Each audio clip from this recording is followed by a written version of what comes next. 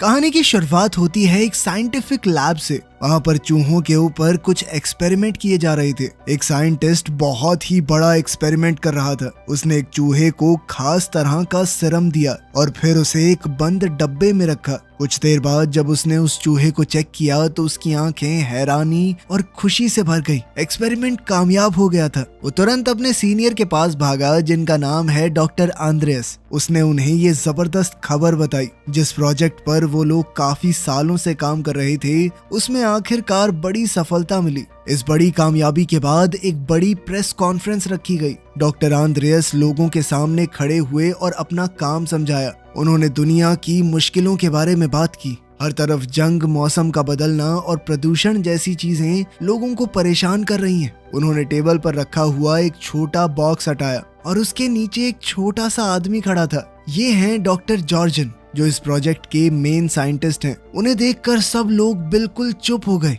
Doctor जॉर्जन ने बताया कि उनकी टीम के 32 लोग, जिनमें उनकी पत्नी भी शामिल है, सबने अपनी मर्जी से ये प्रोसेस किया। वो सब लोग अब 5 इंच के हो चुके हैं। उन्होंने सबको भरोसा दिलाया कि ये प्रोसेस बिल्कुल सेफ है और कोई दर्द भी नहीं होगा आपको। अपनी बात को साबित करने के लिए एक और आदमी ट्रॉली पर बाकी की टीम को ले आया। सभी लोग हैरानी से देखने लगे। उस ट्रॉली पर बहुत से छोटे लोग हाथ हिला रहे थे। डॉक्टर जॉर्जन ने कहा कि ये एक नए युग की शुरुआत है और 5 साल की छुपी हुई मेहनत का नतीजा। इस एक्सपेरिमेंट से पूरी दुनिया को कितना फायदा होगा ये दिखाने के लिए एक असिस्टेंट ने छोटी प्लास्टिक की थैली उठाई। उसने कहा कि इस छोटी सी थैली में पिछले 5 साल में इन 32 लोगों का पूरा कचरा रखा हुआ है। उनका आइडिया बिल्कुल साफ था। छोटा होने से इंसान थोड़ी जगह, थोड़ा खाना, सब कुछ कम ही करेगा। डॉक्टर जॉर्जन ने पूरी दुनिया को खुला न्योता दिया कि जो भी चाहे वो इस प्रोसेस से गुजर सकता है। ये खबर जंगल की आग की तरह पूरी दुनिया में फैल गई। सब लोग डाउनसाइजिंग यानी छोटे होने के बारे में बात करने लगे।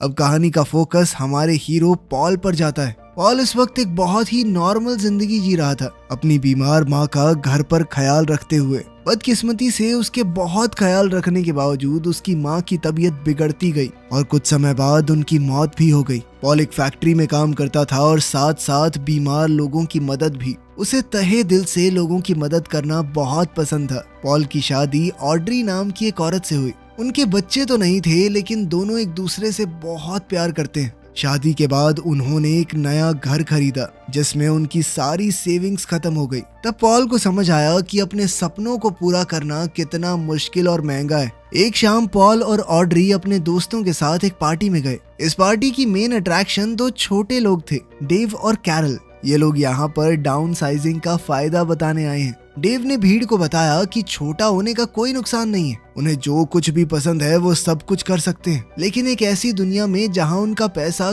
कई गुना ज्यादा चलेगा। उसने बताया कि हमारी कम्युनिटी का नाम लेजर लैंड है, जहाँ सब कुछ बहुत सस्ता है। उसने अपनी बड़ी हवेली के बारे में बताया, जो नॉर्मल जिंदगी में तो वो कभी ना खरीद पाता। इस प्रेजेंटेशन का पॉल और ऑड्री पर बहुत गहरा असर पड़ा। घर पहुंचने के बाद उनके दिमाग में नए नए सपने घूमने लगे। कुछ ही दिन बाद उन्हें लेजर लैंड देखने के लिए बुलाया गया। अगली सुबह वो दोनों वहां पर गए। एक बिल्कुल साफ, सुंदर और परफेक्ट जगह जो सिर्फ छोटे लोगों के लिए बनी है। एक खुश मिजाज छोटे आदमी ने उनका स्वागत किया और उन्हें टूर दिया। उसने अपना आलीशान घर दिखाया जो उसने सिर्फ $12 में खरीदा है। उसने सबको अपनी साइज में छोटी पत्नी से भी मिलवाया और दोनों ने अपनी खुशहाल जिंदगी की तस्वीर बुन दी। बिना पैसे की चिंता करे एक आरामदायक जिंदगी का वादा अब बहुत ही खूबसूरत लग रहा था। टूर देने वाला छोटा आदमी पॉल और ऑड्री को और ज्यादा समझाता गया। उसने बताया कि छोटा होने के बाद मेरी जिंदगी पूरी तरह बदल गई।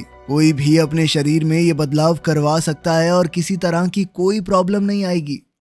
इसके बाद पॉल और ऑड्री डॉक्टर से मिले। डॉक्टर ने पैसों की सच्चाई बिल्कुल साफ शब्दों में बताई। उन्होंने कहा कि छोटा होने के बाद उनका बड़ा घर बेकार हो जाएगा। वो उसे बेच सकते हैं और उस पैसे से लेजर लैंड में बहुत ज्यादा अमीर हो जाएंगे। वो वहाँ सब कुछ इतना सस्ता है कि वो जितना चाहे खर्चा कर सकते हैं, फिर भी उनके पैसे कभी खत्म नहीं होंगे। आखिरकार दोनों ने मिलकर छोटे होने का फैसला ले लिया। पॉल अपनी नौकरी पर गया और अपने साथ काम करने वाले लोगों को बताया कि आज मेरा आखिरी दिन है। उसने कहा कि वो छोटा बनने जा रहा है और लेजरलैंड में अपनी जिंदगी की नई शुरुआत करेगा। उसके साथ ही उसके लिए खुश हुए और उसे आखिरी बार अलविदा कहा। पॉल और ऑड्री एक आखिरी बार अपने सभी दोस्तों से मिले, क्योंकि उन्हें पता था कि छोटा होने के बाद वो दोबारा कभी नहीं मिल पाएंगे। दोनों ने अपना घर बेच दिया, प्रोसेस के लिए अपनी शादी की अंगूठियां उतारी और अपनी पुरानी जिंदगी छोड़ने के लिए तैयार हो गए। अगली सुबह वो कई और उम्मीद भरे लोगों के साथ लेजरलैंड की स्पेशल बस में चढ़ गए। वो बस उन्हें एक बहुत बड़ी फैक्ट्री में ले गई, जहाँ पर इंसानों को बदलने का काम होता था। यहाँ उन्हें एक आखिरी मौका दिया गया अपना फैसला बदलने का। एक ऑफिसर ने पूछा कि क्या आपके मन में कोई भी डाउट है? कोई आपको मजबूर तो नहीं कर रहा? पॉल और ऑड्री दोनों ने पूरे भरोसे के साथ कहा कि वो अपनी मर्जी से ये सब कुछ कर रहे हैं। उन्हें बताया गया कि आदमी और औरतों का प्रोसेस अलग अलग जगहों पर होता है। दोनों आखिरी बार गले लगे और वादा किया कि दूसरी तरफ मिलेंगे। पॉल को उसके एरिया में ले जाया गया जहां बहुत सारे नंगे आदमी खड़े थे। उन्हें छोटा करने की तैयारी पूरे जोरों शोरों पर थी। उनके शरीर के सारे बाल पूरी तरह शेव कर दिए गए। जो दांत खराब या सड़ रहे थे उन्हें निकाल दिया गया। ये सब कुछ बेहोशी के दौरान हुआ तो उन्हें कोई फर्क नहीं पड़ा। बेहोश होने के बाद पॉल को एक बड़ी एडवांस मशीन में रखा गया। यह प्रोसेस लगभग 20 मिनट चला और जब सब खत्म हुआ तो पॉल बिल्कुल परफेक्ट तरीके से सिर्फ 5 इंच का हो गया। नए छोटे हुए लोगों को फिर एक रिकवरी एरिया में ले जाया गया, जहाँ सब कुछ उनके नए साइज के हिसाब से बना हुआ था। अब उनके साथ छोटे हो चुके डॉक्टर्स मौजूद थे। उनके निकाले गए दांतों की जगह पर छोटे आर्टिफिशियल दांत भी लगाए गए। काफी लंबे समय के बाद पॉल को होश आया। वो इस वक्त एक छोटे से बेड पर लेटा हुआ था। एक नर्स जो खुद भी साइज में छोटी है, उसने उसे संभाला और कहा कि तुम पूरी तरह ठीक हो। पूरा प्रोसेस सक्सेसफुल रहा। उसने पॉल को छोटे कपड़े दिए और एक बड़ा सा बिस्किट भी ला कर दिया, जो पॉल के नए नजरिए से एक सोफे की गद्दी जैसा लग रहा था। लेकिन पॉल को अपनी चिंता नहीं थी। उसकी आंखें तो सिर्फ उसकी पत्नी ऑड्री को ढूंढ रही थी। उसी वक्त उसका फोन बजा। ये कॉल ऑड्री का था। उसकी आवाज में डर और पछतावा भरा पड़ा था। उसने जो कहा वो सुनकर पॉल पूरी तरह से टूट गया। दरअसल वो आखिरी प्रोसीजर के दौरान बहुत ज्यादा डर गई। जब उसने अपने बाल शेव होते हुए देखे तो वो सह नहीं पाई। उसने इस प्रोसेस से पीछे हटने का फैसला किया और फैसिलिटी छोड़कर चली गई। और वहीं पॉल ने पूरा प्रोसीजर करवा लिया। वो बस 5 इंच का था। इस छोटी दुनिया में वो बिना अपनी पत्नी के अकेला क्या करेगा? पॉल ने अपनी पत्नी से भीख मांगी, कहा कि प्लीज वापस आ जाओ। कोई दिक्कत नहीं है, मैंने तो पूरा प्रोसेस करवाया है, आसानी से सब कुछ हो जाएगा, बाल दोबारा उग जाएंगे। लेकिन ऑड्री ने पक्का फैसला कर लिया था। उसने साफ कहा कि उसे बहुत डर लग रहा है, वो वापस नहीं आएगी। आखिरी बार अलविदा कहते हुए उसने फोन काट दिया। पॉल बिल्कुल अकेला रह गया। वो हमेशा के लिए 5 इंच का हो गया था। उसका दिल पूरी तरह टूट गया था। उसकी इस परफेक्ट नई जिंदगी का सपना शुरू होने से पहले ही बिखर गया। वो बहुत ज्यादा उदास रहने लगा। अपने बड़े और आलीशान बंगले में रहने के बावजूद वो बिल्कुल अकेला महसूस कर रहा था। जल्द ही उनकी शादी की अंगूठियां उसे भेजी गई। उन्हें देखकर, जो उसके साइज के हिसाब से बहुत ज्यादा बड़ी हैं, उसका दर्द और ज्यादा गहरा हो गया। एक पूरा साल गुजर गया। पॉल अकेला ही रहा। वो ऐश की जिंदगी तो जी रहा था, लेकिन उसे बांटने के लिए उसके पास कोई नहीं था। कभी कभी वो अपने दोस्त डेव से मिलता है, जो उसे समझाता था कि यहाँ पर बहुत सारी औरतें हैं, कोई मिल जाएगी तुझे, इतना क्यों सोच रहा है। एक शाम पॉल अपने घर पर एक डेट के साथ था, लेकिन सब कुछ थोड़ा जबरदस्ती खाली सा लग रहा था। उसके ऊपर वाले फ्लोर का पड़ोसी डूसान, जिसे हल्ला मचाने और पार्टी करने का बहुत शौक है, अचानक अंदर घुस आया। उसने पॉल को अपनी बड़ी पार्टी का इनविटेशन दिया। पॉल के पास वैसे भी कुछ करने को था नहीं, तो उसने हाँ कह दिया।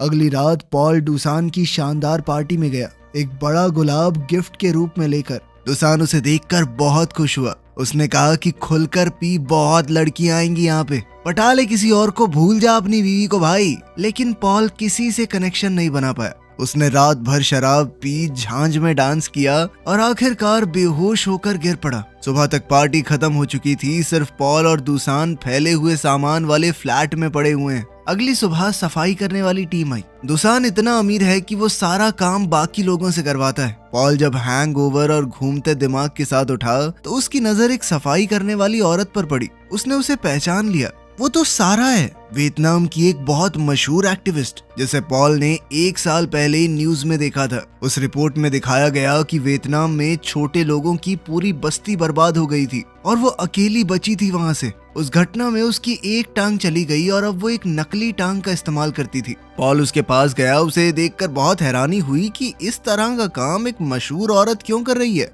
उसने कहा कि मैं तुम्हारी कहानी जानता हूँ और कहने लगा कि तुम तो पहले एक जर्नलिस्ट थी, ये सफाई का काम क्यों कर रही हो। सारा ने सीधे तौर पर कहा कि मुझे जिंदा रहना है और ये नौकरी थोड़े पैसे देती है जिंदगी काटने के लिए। पॉल ने देखा कि वो दुसान के फ्लैट से कुछ दवाइयां इकट्ठा कर रही है। पॉल ने उसे रोका, कहा कि ये दवाइयां लेना ठीक नहीं होगा। उसने बताया कि एक बीमार दोस्त के लिए है। दुसान दरअसल सफाई वालों को खुली छूट देता है कि जिसे जो चीज काम की लगे वो ले सकता है। पॉल भी अपनी पिछली जिंदगी में बीमार लोगों की मदद करता था। उसने ध्यान दिया कि सारा की नकली टांग गलत तरीके से लगी है और उसे चलते हुए दर्द हो रहा होगा। उसने कहा कि मैं ठीक कर सकता हूँ तुम्हारी टांग को। सारा उसकी इस बात से बहुत खुश हुई। उसने पॉल से कहा कि तुम एक अच्छे आदमी हो और साथ ही तुम्हें मेडिकल नॉलेज भी है, तो क्या तुम मेरी बीमार दोस्त को देखने चलोगे। उसकी मजबूरी देखते हुए और अपनी जिंदगी को कोई मतलब देने के लिए पॉल ने हाँ कह दिया। वो अपनी लग्जरी वाली जिंदगी छोड़कर सारा के साथ बस में चढ़ गया और लेजर लैंड के उस हिस्से की तरफ गया जिसके बारे में उसे कभी पता नहीं था।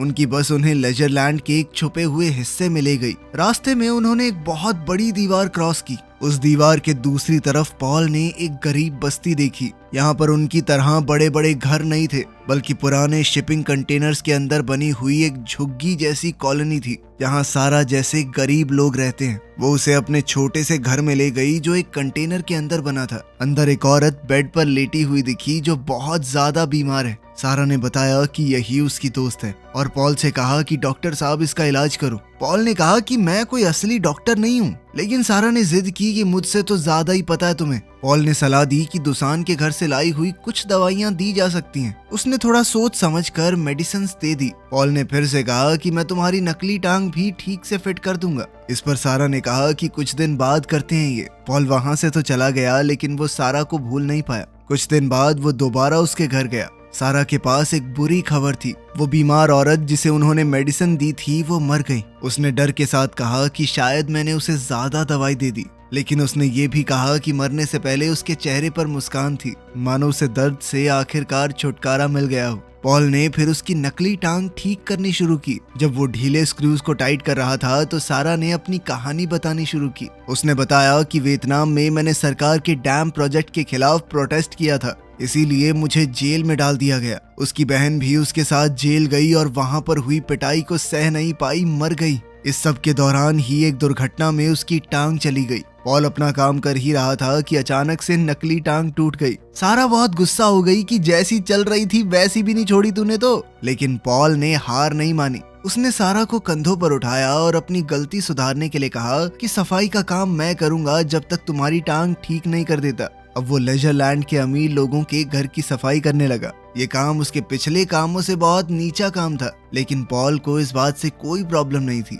उसे दूसरों की मदद करते हुए फिर से अपनी जिंदगी का कोई मतलब मिल गया था। वो कई दिनों तक उसके साथ रहा। इस दौरान उसने सारा का एक और रूप देखा। उसने देखा कि कैसे वो अपनी गरीबी के बावजूद दूसरे बूढ़े और बीमार लोगों की मदद करती है, उन्हें खाना और बाकी सामान देती है। उसकी ये दया और अच्छाई पॉल के दिल की गहराइयों को छू गई।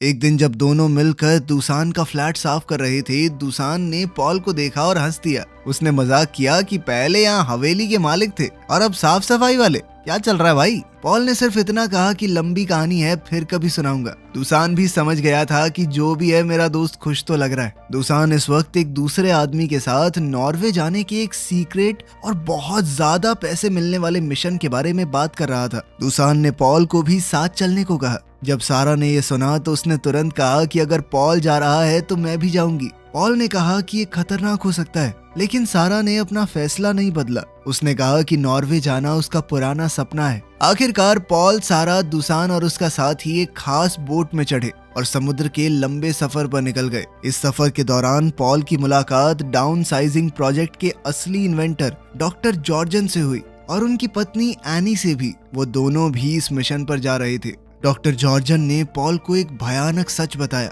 उन्होंने कहा कि पिघलते ग्लेशियर्स के अंदर से बहुत ज्यादा मीथेन गैस निकल रही है और अगर ऐसा ही चलता रहा तो पूरी दुनिया खत्म हो जाएगी। इसे रोकने के लिए ही मैं इंसानों को छोटा करना चाहता था। अगर ये ग्लेशियर ना पिघले तो हमारा काम बन जाता, लेकिन सभी लोग छोटे होने के लिए तैयार नहीं है और इस स्पीड से इसे रोकने का कोई तरीका नहीं बचा है। तो ये समझ लो कि दुनिया खत्म होने से पहले ये आखिरी पार्टी की तरह है। पॉल के लिए ये सब कुछ समझना बहुत मुश्किल हो रहा था। उसने सारा से बात की और वो भी इस बात को पचा नहीं पा रही थी कि क्या दुनिया सच में खत्म हो जाएगी। उस रात ये भारी सच और उनके बीच बढ़ती हुई नजदीकियां दोनों को पास ले आई। पॉल और सारा एक दूसरे के करीब आए। पॉल ने सारा को चूम लिया और दोनों ने रात साथ बिताई। एक लंबे सफर के बाद उनका ग्रुप नॉर्वे पहुंच गया। वहां उन्हें छोटे लोगों की एक प्यारी सी कम्युनिटी मिली जो नेचर के साथ बिल्कुल शांति से रह रही थी। लेजरलैंड की तरह दीवारें और अलग अलग रहने का सिस्टम यहाँ पर नहीं है। वहाँ के लोग डॉक्टर जॉर्जन और उनकी पत्नी को देखकर बहुत खुश हुए। कम्युनिटी की एक औरत पॉल को घुमाने ले गई। वो उसे एक बड़े पहाड़ के अंदर बनी एक बहुत बड़ी टनल के पास ले गई। उसने बताया कि यही उनकी जिंदा रहने की आखिरी उम्मीद है। पहाड़ के लगभग 2 किलोमीटर नीचे एक बहुत बड़ा अंडरग्राउंड बंकर बना हुआ है। अंदर एक ऐसी जगह बनाई गई है जहां खाने और पानी की कभी कमी नहीं पड़ेगी। कुछ चुने हुए लोग 8000 साल तक जमीन के नीचे रहेंगे जब तक ऊपर की दुनिया दोबारा से रहने लायक नहीं बन जाती। उन्होंने खाना, पानी और जरूरी चीजों का पूरा सामान स्टॉक कर रखा था। इंसानी प्रजाति को वो खत्म नहीं होने देंगे। ये सब सुनकर पॉल के अंदर एक नया जज्बा आ गया। उसे लगा कि अगर वो अंदर गया तो उसकी जिंदगी किसी काम में आएगी।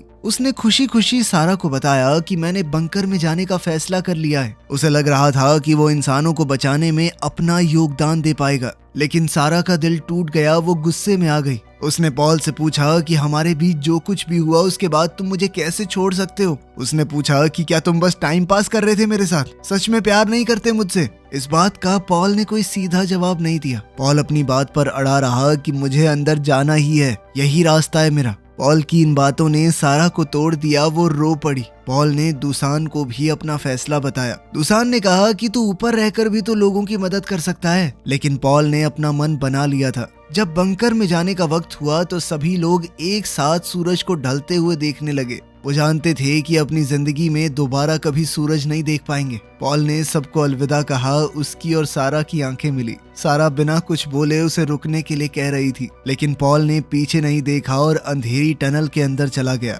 लोगों ने लगभग 2 किलोमीटर लंबा ये रास्ता तय करना शुरू किया। अंदर अंधेरा था और उन्हें पूरी रात चलना होगा। पॉल लाइन के बिल्कुल लास्ट में चल रहा था। हर एक बढ़ते कदम के साथ पॉल का मन कमजोर होता गया। उसने सारा, दुसान और उन सभी रिश्तों के बारे में सोचा जो उसने बनाए थे। वो समझ गया था कि सिर्फ जिंदा रहना जिंदगी नहीं होती। अगर अपने लोग ही जिंदा नहीं रहेंगे तो वो जीकर क्या करेगा। बाहर सारा और दुसान टनल के एंट्रेंस पर खड़े थे, इस उम्मीद के साथ कि शायद पॉल लौट आएगा। तभी उन्होंने देखा कि अंधेरे से कोई बाहर आया। वो पॉल ही था। उसने अपना फैसला बदल लिया। दुसान हंसकर कहने लगा, मुझे पहले से पता था कहीं नहीं जाएगा तू। लेकिन पॉल सीधा सारा के पास गया। उसकी आंखों में आंखें डालकर उसने सच कहा कि मैं भी तुमसे प्यार करता हूँ। अब उन्होंने फालतू ऐश भरी जिंदगी छोड़कर लोगों की मदद करते हुए जिंदगी बिताने का फैसला किया। वीडियो पसंद आई तो लाइक कर देना, चैनल को सब्सक्राइब कर लेना। मिलते हैं अगली वीडियो में।